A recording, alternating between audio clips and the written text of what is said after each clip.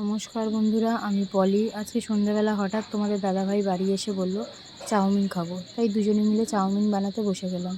ও একদিকে চাউমিন সিদ্ধ করতে লাগলো, আর আমি ঘরে যে সমস্ত আনাজ ছিল সেগুলো কেটে ফেললাম। তার আগে সামান্য একটু মাংস ছিল, সেই মাংসটাকে কষিয়ে রেখেছিলাম।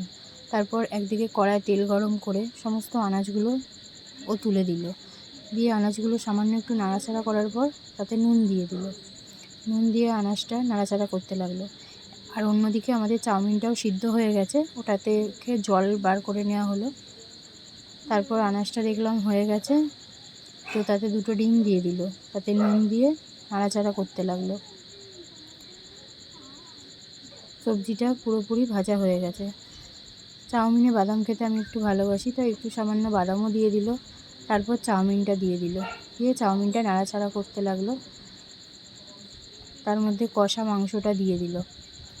এবার কষা মাংসটা দিয়ে খানিকক্ষণ নাড়াচাড়া করে চাউমিনটা নামিয়ে নেওয়া হলো। চাউমিনটা রেডি হয়ে গেছে। চাউমিনটা খেতে কিন্তু খুব দারুণ হয়েছিল।